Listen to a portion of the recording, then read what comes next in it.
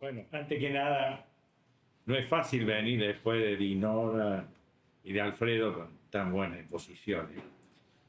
Primero, este lugar tiene mucho simbolismo, ¿no? Y reunido alrededor de Ramona, en donde está la fuerza de lo simple, ¿no? Pero lo que realmente es trascendente. La democracia es la fuerza de la fiesta de lo simple. Las dictaduras son grandilocuentes, grandes ejércitos, etcétera. Pero las verdaderas cosas de fondo son simples. Y de eso se trata. Fíjese, armando la reunión de hoy, se me complicaba analizar lo jurídico fuera de lo contextual. Estamos viviendo un golpe de Estado. Y esto tenemos que tenerlo claro. Lo que pasa es que yo digo que nosotros, cuando hacemos nuestra reforma de la Constitución del 94, pusimos un artículo 36 que preveía las consecuencias ante un golpe de Estado y fue una vacuna que creímos que era adecuada. Pero como todo virus, si cambia la cepa, la cosa no es igual. Nosotros en este momento, si saliera una marcha militar y unos militares hablando de bando número uno, automáticamente saben, eso es un golpe de Estado. Pero estamos viviendo un golpe de Estado de la cepa Milei anárquico, capitalista y perverso. Y eso está siendo sutilmente manejado. Porque en los hechos ya estamos perdiendo la institucionalidad. Fíjate, el voto de esta tarde demuestra que ya no tenemos institucionalidad. Con dolor por Córdoba, que todos los cordobeses, salvo de las otras, votaron a favor. E incluso juez, usted dirá, ¿cómo que votó juez si es senado? No, porque él integra la comisión que analiza los DNU y era uno de los 9 votos que tenía que tener para pasar de la comisión del DNU a ser tratado en la Cámara de Diputados. O sea, no nos privamos de nada los cordobeses. Ahora, nosotros primero tenemos que tener acá, como si fuera la jabonería de Vieites, claro hacia dónde vamos. Generalmente los grandes cambios no lo han hecho mucha gente. Lo han hecho un grupo que tomó la antorcha para trabajar valores sobre los cuales trabajar los cambios. Porque el tema que está en juego acá es que directamente todos los días nos atacan con una cosa nueva y parecería que nos encuentra casualmente si los anticuerpos de la vacuna. Fíjate, sin ir más lejos, y hablando de gremios, ya se decía que Elon Musk está diciendo de que los trabajadores tienen que trabajar 12 horas por día y que no tengan feriado. Eso es una cosa que está en discusión, ya anda dando vuelta en el mundo. Y nosotros sabemos que nuestro presidente es un émulo de Elon Musk. Pero por darle un ejemplo al azar, estamos viviendo un estado de sitio. Fíjate, un estado de sitio sin límite y con un poder judicial que, salvo la valentía de la jueza en Buenos Aires, y aún así se quedó corta, tendría que haber declarado la inconstitucionalidad del protocolo. Fíjate, cuando asume Milei es tan consciente que esto cerrará con represión, que la primera medida que se toma, el 14 de diciembre, es el protocolo de la Bush, que es inconstitucional porque regular el derecho a la petición o el derecho a la libertad de expresión la regula una ley en Congreso, no la puede regular una ministra de Seguridad. Por esto, ningún juez se ha animado a declarar la inconstitucionalidad de eso, lo cual es gravísimo, que ha avanzado a niveles impensados. Fíjate que en esa norma se establece que los que organizan una marcha tienen que hacerse cargo de los gastos, intentaron cobrárselo al gremio, han violado los derechos de los menores, que establece que si a la marcha va una persona con menores, automáticamente puede intervenir el patronato de menores y sacar la criatura cuando una persona simple que no tenga con quién dejar su hijo no le queda otra vuelta, por lo tanto no podría expresarse de no ir con su hijo, le puede llegar a quitar su hijo. Le amenazaron con quitar incluso cualquier subsidio que tuviera. Pero aún así eso quedó corto a nivel de lo que está pasando en estos días. Por un lado, Patricia Bullrich ha amenazado de decir que los clubes expulsen a los que fueron a la marcha, como si fuera una causal de expulsión del club, y que se le pretende prohibir el ingreso a la cancha. Pero hoy, de otro paso más gravísimo, puso la recompensa de 10 millones de pesos para el compañero que denuncia a su compañero de que ha tenido algo que ver con la marcha. Y ya hay un caso, ¿eh? Ya hay una denuncia y han detenido a una persona de News All Boys, si no me equivoco. No, ¿cómo? Parece que de All Boys. All Boys, perdón, me confundí, sí, All Boys. O sea, en definitiva, nos están haciendo enfrentar pueblo contra pueblo. O sea, pensar que por 10 millones nosotros vamos a entregar a un compañero a la fauce de esta persona. Todo esto que digo tiene que ver primero con el contexto que estamos trabajando, que no es simple porque esto es una cosa planeada durante mucho tiempo.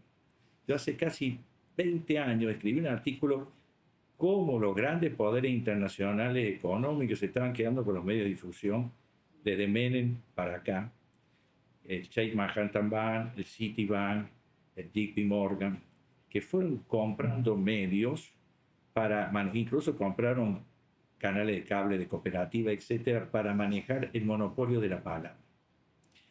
Y esto es grave, no hemos tenido conciencia. Fíjate que en la lucha por la ley de servicio de comunicación audiovisual, estamos en un sindicato que ha sido partícipe importante en eso, después que ha sido una de las leyes más legítimas en la historia del país, porque ha sido avalada por la sociedad, avalada por la Cámara de Diputados, senador y convalidada por la Corte, vino Macri en 2 días, le derrumbó la esencia y éramos 100 personas quejándonos acá en la Plaza de Bellas Artes, ¿no es cierto? Ahí tal vez le erramos, no dio encarnadura eso, tal vez no tuvieron claro lo que es eso. Por eso que hoy las luchas, y cuando los compañeros de Luis Forza me han prestigiado para participar en esto, yo les decía que nosotros tenemos que trabajar 4 escenarios. El jurídico, obviamente, que yo voy a entrar, que es el mío. El mediático, que indudablemente es fundamental en esto. Fíjense que los medios, los otros días, cuando iba a haber una conferencia de prensa sobre el amparo, me llamó un periodista de LBT y dice: yo no puedo ir porque estoy en un juicio, pero mandame un minuto y yo se lo doy mañana a Claria para que te llame.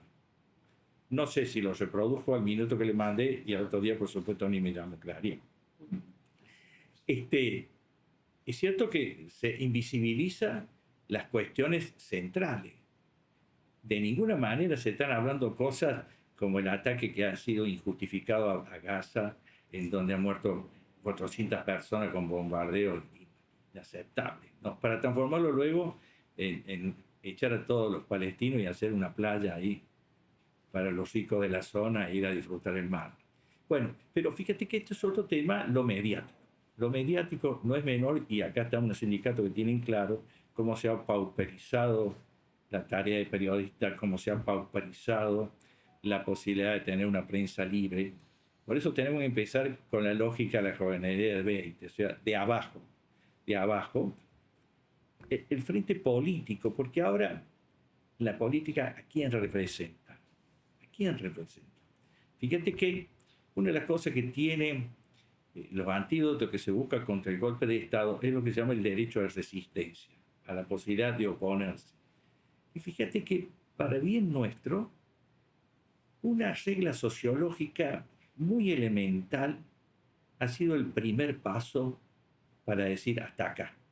¿Y cuál es esa regla? Yo recuerdo cuando era chico, yo vivía en un barrio rodeado de Bella Vista, Barrio Suárez, barrio de todo tipo, pero nos juntamos a hacer picaditos de fútbol, ¿cierto? Nos gastamos a patar, nos decíamos todo, pero con la vieja no decíamos. Era una regla. No había una multa, nada, pero a nadie se le ocurriría insultar a la vieja. Y acá ese sustrato sociológico estaba en el hincha de fútbol. Le están pegando a la vieja. Le están pegando a los viejos. Y fíjate que esto es un embrión que hay que trabajarlo muy lindo. Fíjate, hoy estaba tentado yo venir con una camiseta de fútbol. Por decir, debemos asumir ese sentido sociológico que nos une.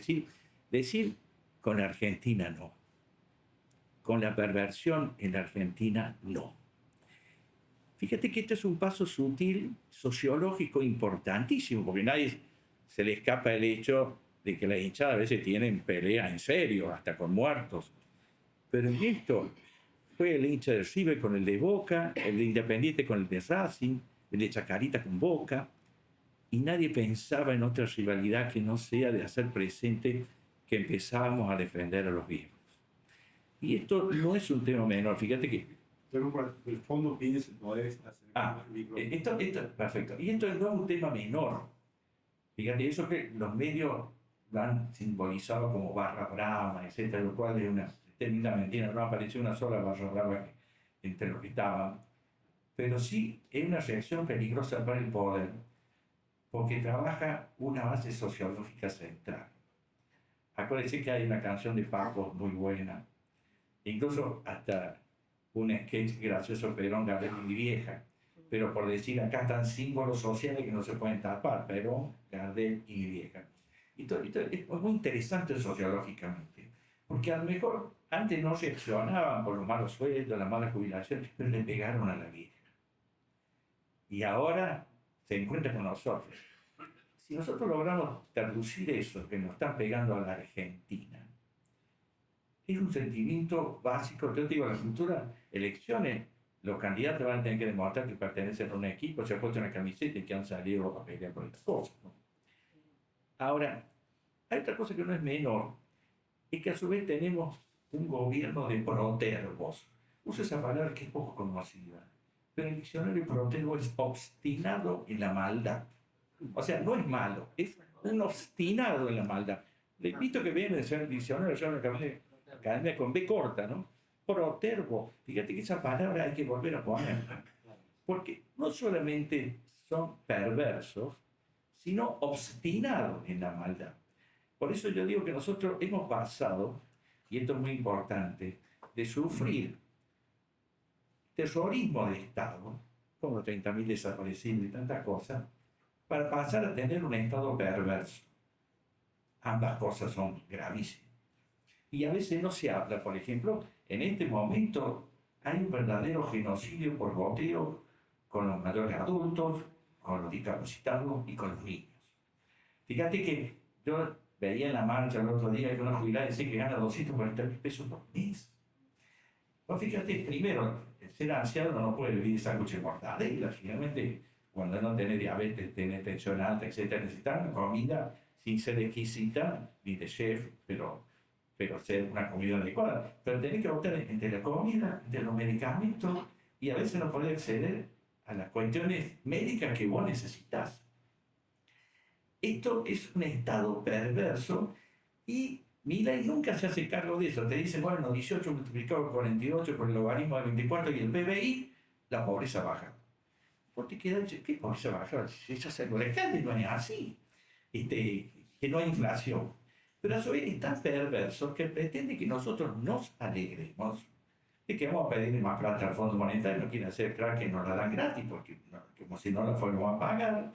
Nos pretenden hacer creer que está muy bien todo lo que nos sobra, usarlo para pagar intereses de deuda externa, muchas deudas ilícitas, usurarias, que está bien cerrar organismos estatales, hospitales, servicios fundamentales que nosotros estamos viendo, hasta el servicio meteorológico quedó claro que a causa de desarmarlo pasó lo de Bahía Blanca. Decir, ya lleva 41.000 personas echadas del Estado. No se puede jactar de eso. Y él quiere llegar a los 70.000 y hoy ha anunciado, y eso se piensa que en estos días puede entrar un proyecto de ley de que se termine la estabilidad del empleo público, que es una garantía constitucional, porque está en el artículo 14.000, la garantía de la estabilidad del empleo público. Ahora, lo que uno le empieza a preocupar es que esto lo dice con total impunidad y parecería que estamos como anestesiados en una reacción de repulsa natural a todo esto. Y acá viene el tema del golpe de Estado, o sea, cuando nosotros en la Constitución 94 se pone el artículo 36, es romper el sistema. Pero resulta que él dice, bueno, si yo dije que iba a venir a romper el sistema, o sea, yo estoy legitimado por un voto por el cual me autorizan a romper el sistema. Pero convengamos que no sé si la sociedad reflexiona qué es romper el sistema. Porque el presidente jura que va a hacer cumplir la Constitución. Pero él hace dos cosas que son graves. Por un lado, no la cumple, pretende gobernar con decreto de necesidad de urgencia, no manda el presupuesto, nombra miembro de la Corte por decreto por comisión, etc. Pero además, dentro de esa tendencia, dice algo peor. Dice que el ejemplo para él es la mafia. Dice, yo no prefiero el Estado, prefiero la mafia, porque la mafia, dice, tiene códigos, no miente, cumple. Yo digo, mi ley ha llegado a corromper la corrupción.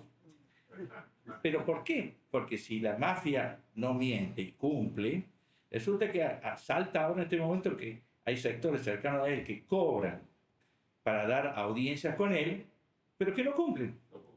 O sea, ni siquiera cumple la lógica de la mafia que dice que la tiene de referencia.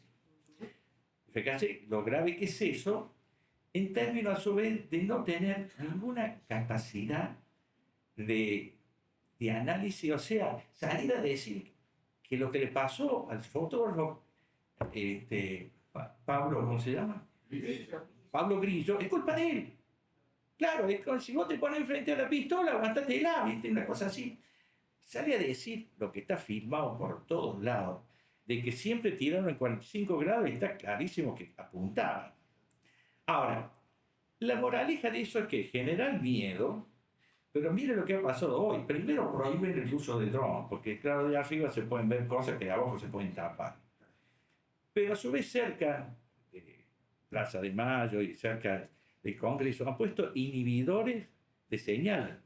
Fíjate lo grave que es eso, porque por ejemplo, cualquiera que querría saber dónde está en la marcha, decir, che, yo te hablo, estoy bien, qué sé yo, no se puede hablar, está inhibido, no hay señal. Entonces uno ve también que acá viene la estrategia de fondo. Ataco a la educación, porque un pueblo educado es un pueblo peligroso.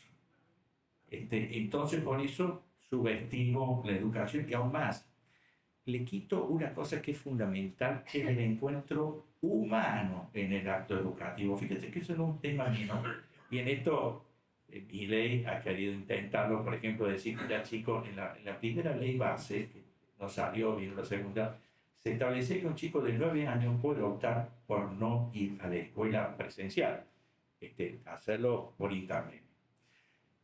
Claro, para ciertos sectores es más fácil regalar una computadora, pero ¿cuál es el problema? Es que la escuela no es solamente información. A lo mejor en internet puede haber algunos tutoriales interesantes en algunos temas, hasta mejor de lo que presentar a maestra.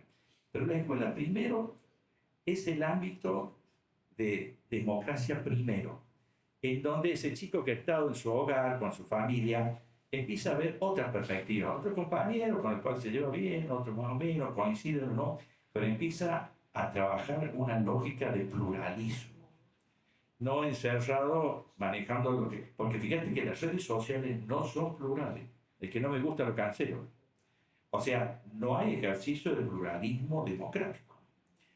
Y en la presencia humana que le da calidez a la enseñanza, subalternizarla, por eso todavía ha estado peleando por los sueldos docentes, etc.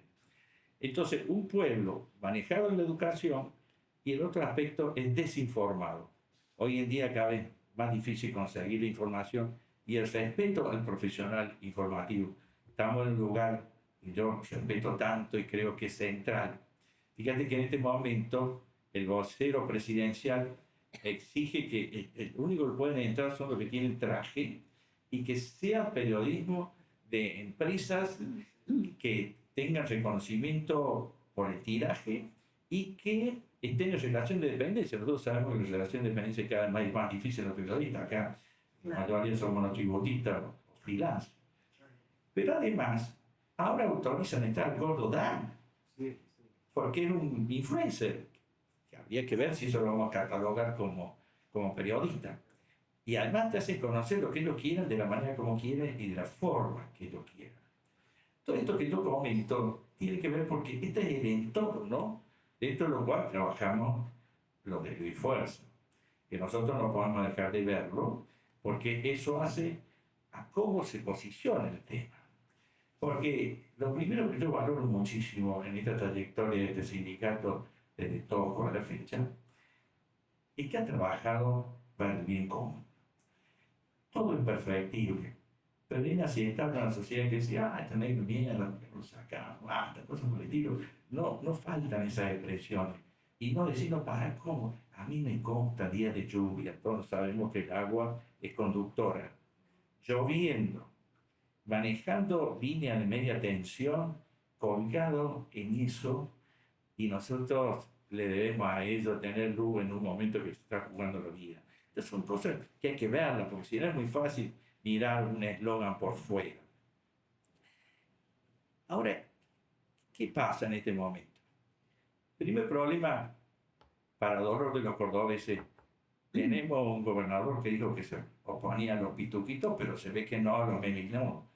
O sea, a los pelucas no, a los pituquitos de Buenos Aires, que hoy ha acompañado esta entrega del país de una forma tremenda.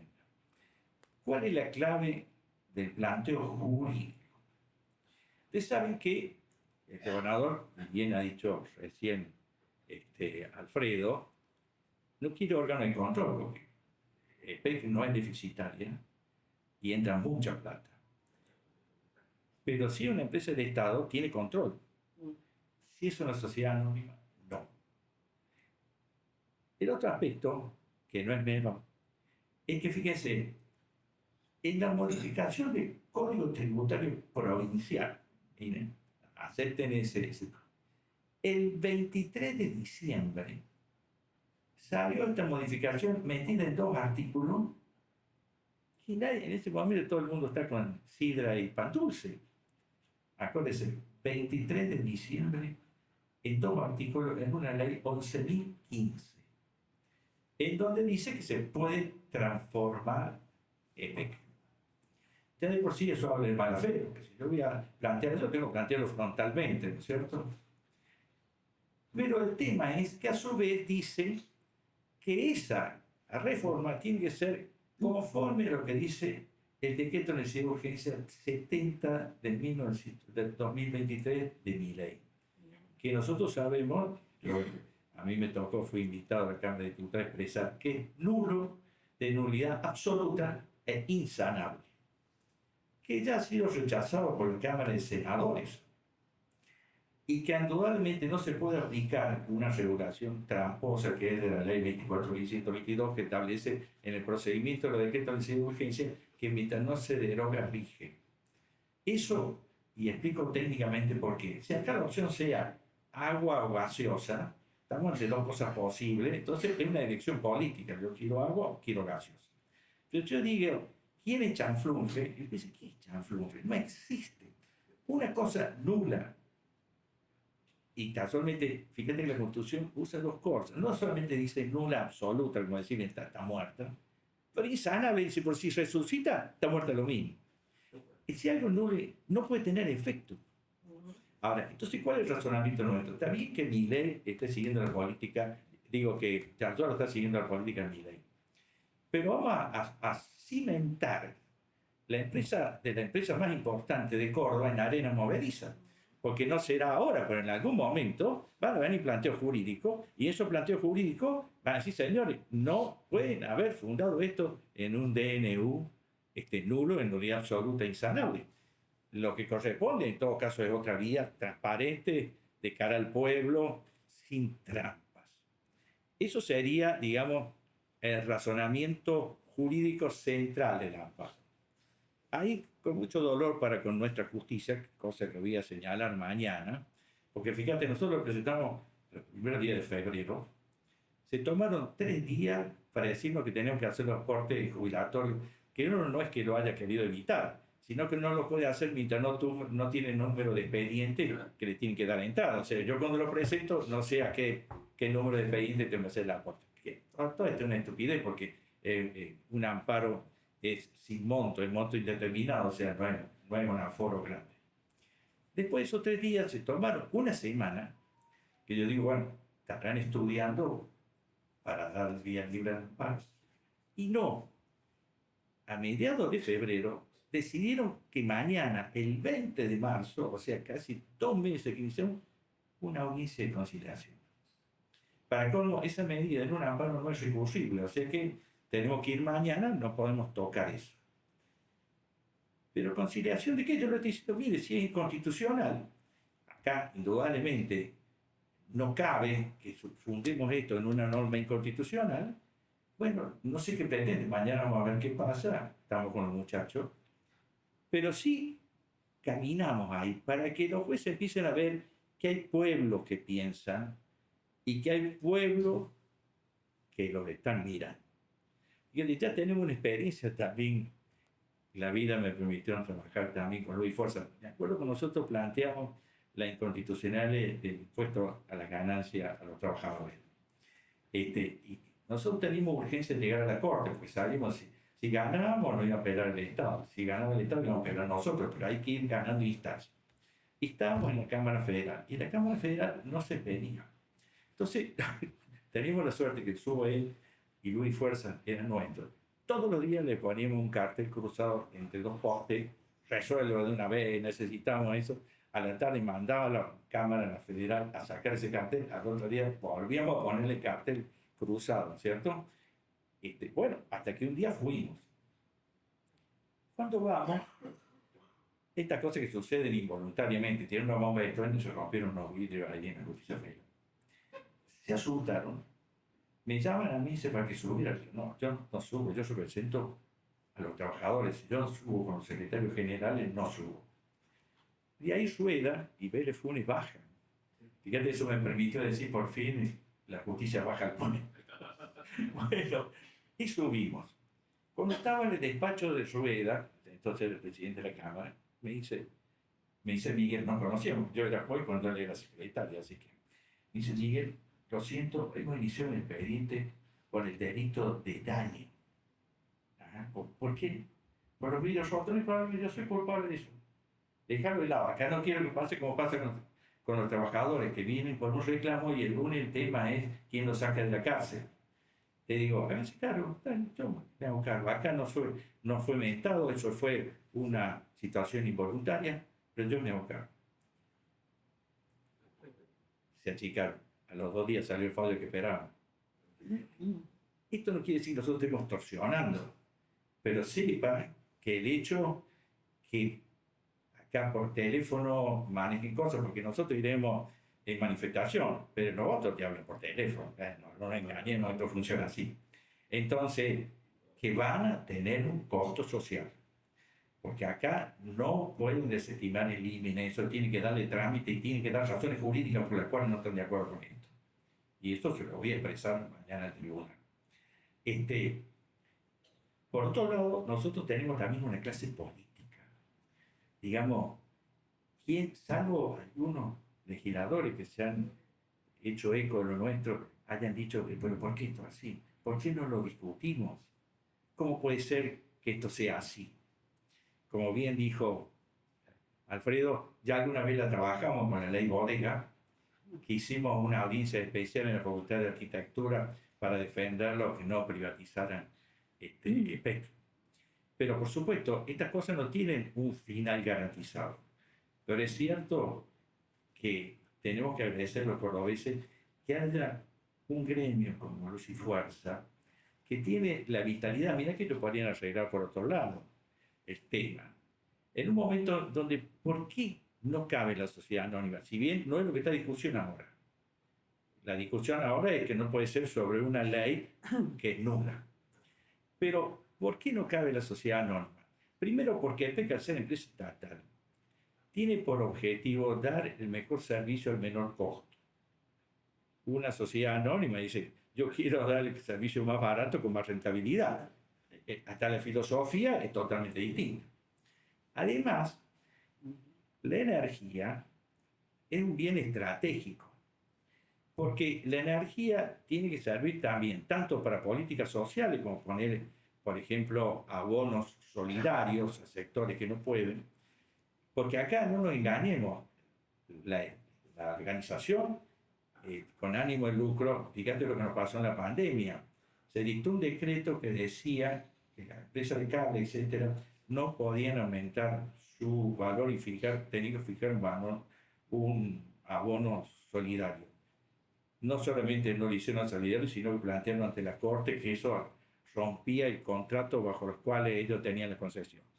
El tema sigue siendo, entonces, en definitiva, que acá, una sociedad anónima, pongámosle que yo también quiero fomentar en un determinado lugar el arraigo de determinadas empresas para dar fuente de trabajo, y yo le abarato la electricidad como un instrumento más para permitir el arraigo de empresas o generación de fuente de trabajo.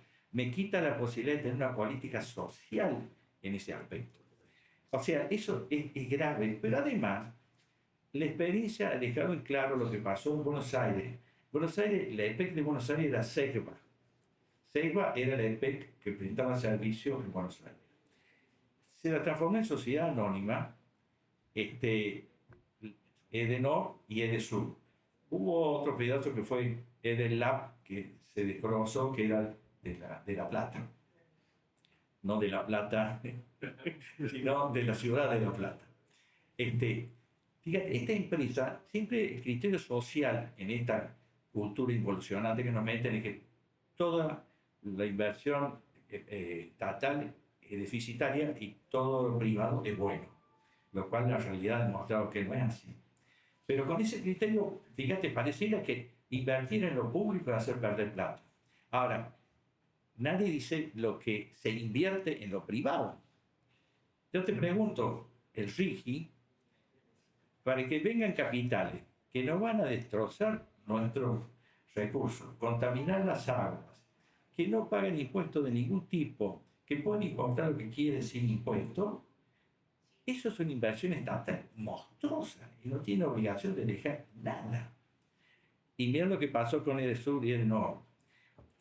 Edesur apenas subió Macri, ¿se acuerdan? Que tomó unas vacaciones ahí en Villa Angostura, fue para unos días al castillo de Jorge Lewin, casualmente en Lago Escondido. Lo que hizo después es condonarle a Edesur, uno de los máximos accionistas era Jorge Lewin, 1.299 millones de pesos, y estoy hablando del año 2015. Ahora, eso no es inversión. Estamos invirtiendo y parecería que no, eso es parte de la necesidad de fomentar inversiones en la Argentina. Ahora, si lo invierten en EPEC, sería, bueno, cómo destrozan, despilfarran los dineros, etc.